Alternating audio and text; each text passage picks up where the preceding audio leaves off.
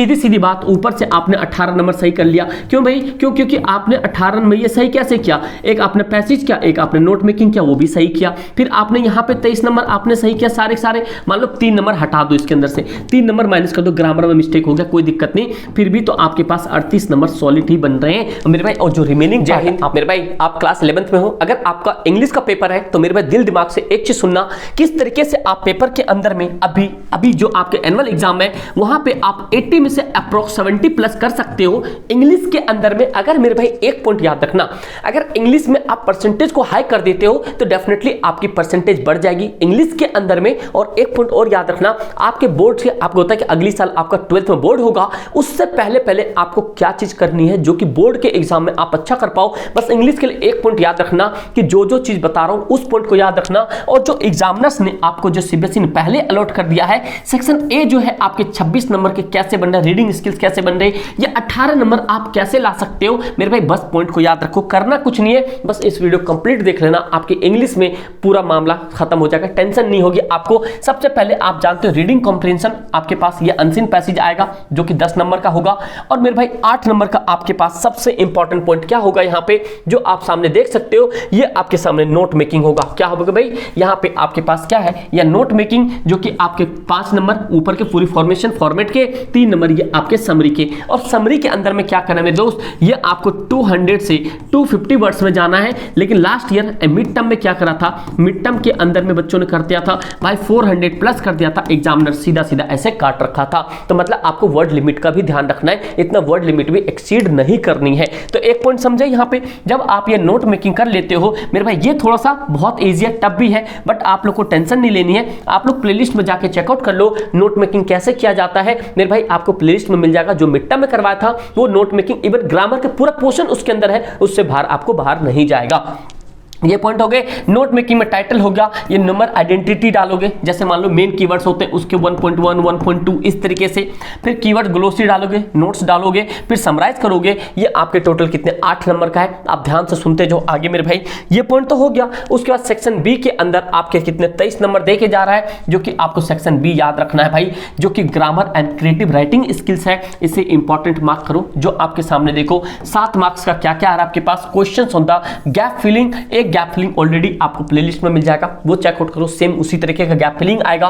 फिर questions reordering वाला, ये भाई यहाँ पे ना बहुत बच्चे गलत करते हैं, रीअरेंज वाला, यहाँ पे आपको भाई टेंसेस अच्छे तरीके से आना चाहिए, समझे दोस्त। ये पॉइंट हो गया। Total 7 questions to be done out of the 8, मतलब 8 क्वेश्चन दिए होंगे, उसमें से आपको 7 करना पड़ेगा। उसके बाद में जो इंपॉर्टेंट पॉइंट है जो कि 16 नंबर का है, जो मेरे भाई याद रखना 16 और 16 4 20 3 23, ये 23 नंबर हो गए आपके। ये क्रिएटिव राइटिंग स्किल्स में, ये आप ध्यान से सुनो, कहां पे कितने नंबर किसके मिलेंगे मेरे भाई। ये शॉर्ट राइटिंग लिखना आपको, जिसमें कि आपके पास एडवर्टाइजमेंट होगा जो कि सिर्फ 50 वर्ड में लिखना है। जो पॉइंट याद रखना यहाँ पे, ये 3 मार्क्स का होगा, एक तो फॉर्मेट का दिया जाएगा, एक कंटेंट का दिया जाएगा, एक आपको एक्सप्रेस करने का दिया जाएगा, समझे मेरे भाई। तो 16 मार्क्स में से ये आपको याद रखना, 3 मार्क्स के अंदर में फॉर्मेट का, कंटेंट का, एक्सप्रेशन का आपको किस तरीके से बताओगे। यहाँ पे क्लासिफाइड एडवर्टाइजमेंट ये ऑलरेडी करवा चुका हूं, आप जाके प्लेलिस्ट चेकआउट कर लो। उसके बाद मेरे भाई अगला जो है इंपॉर्टेंट टर्म्स, जहां से आपके यहाँ पे कितने, ये भी 3 नंबर का होगा। शॉर्ट राइटिंग में क्या क्या निकालना है, एक पोस्टर निकालना है। पोस्टर आपके पास कितने 50 मार्क्स का होगा। ये भी फॉर्मेट एक होगा, कंटेंट और एक्सप्रेशन, ये सब चीजों को याद रखो, इंग्लिश के लिए सबसे तगड़ा रामबाण है, समझे मेरे भाई। उसके बाद लॉन्ग राइटिंग स्किल्स में आपके पास स्पीच आएगा, जो कि 120 वर्ड्स के होंगे।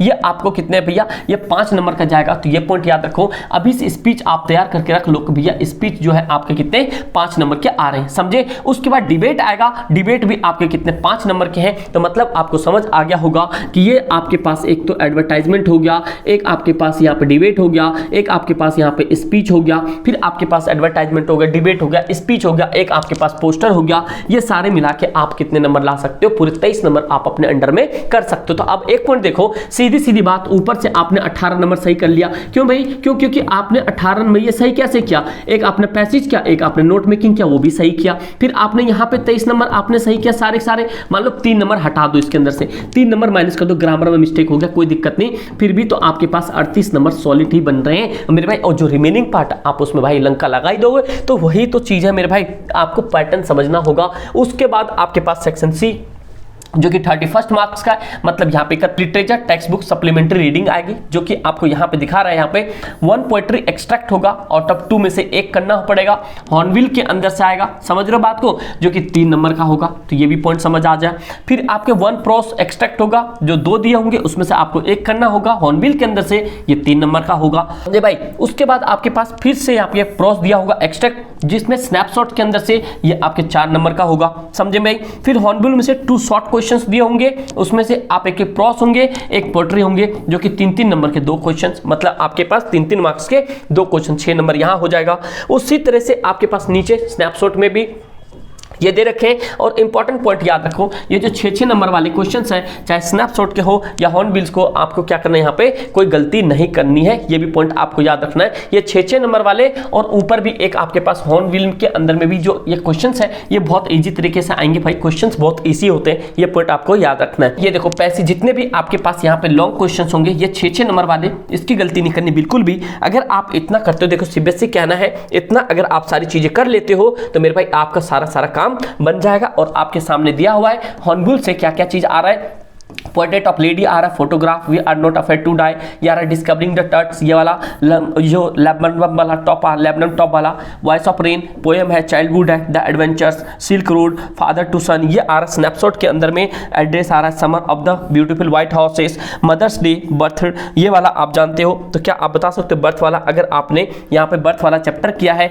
तो क्या उसके डॉक्टर का क्या नाम होता है, बता सकते हो आप डॉक्टर का क्या नाम होता है, समझे भाई। अगर सिल्क रोड में आप लोगों ने किया है तो आप बता सकते हो ये कहाँ पे चढ़ने की कोशिश करते, कौन से माउंटेन थे। अगर आप लोगों ने इतना किया तो प्लीज यार आप ये सारी चीजें कर सकते हो। और भाई आपको इंपॉर्टेंट क्वेश्चंस, आपको प्लेलिस्ट के अंदर में जाओ, सबसे पहले आपके ग्रामर के जितने भी पॉइंट्स हैं, ये ग्रामर के जितने भी ग्रामर अगर आप करोगे, उस ग्रामर के सारे पॉइंट्स आपके पास प्लेलिस्ट में अवेलेबल है। और भाई इंपॉर्टेंट क्वेश्चंस आपके सामने अभी अवेलेबल है, उतना कर लो और मैं आपके सामने लाने की कोशिश करूंगा। बस एक ही पॉइंट है, इस वीडियो को भाई कंप्लीट देख लो। और भाई ध्यान सुनना, आपको व्हाट्सएप ग्रुप का लिंक मिलेगा, किसमें, आपको कमेंट बॉक्स में या आपको यहाँ पे डिस्क्रिप्शन में मिल जाएगा। और भाई प्लीज यार आप लोगों ने इंस्टाग्राम को फॉलो नहीं किया, कर लेना, मेरे कुछ भी इंफॉर्मेशन होगी मैं आपको वहां शेयर करूंगा। और भाई प्लीज यार अपने एंड से वीडियो को लाइक करना। Thank you so much and जय हिंद।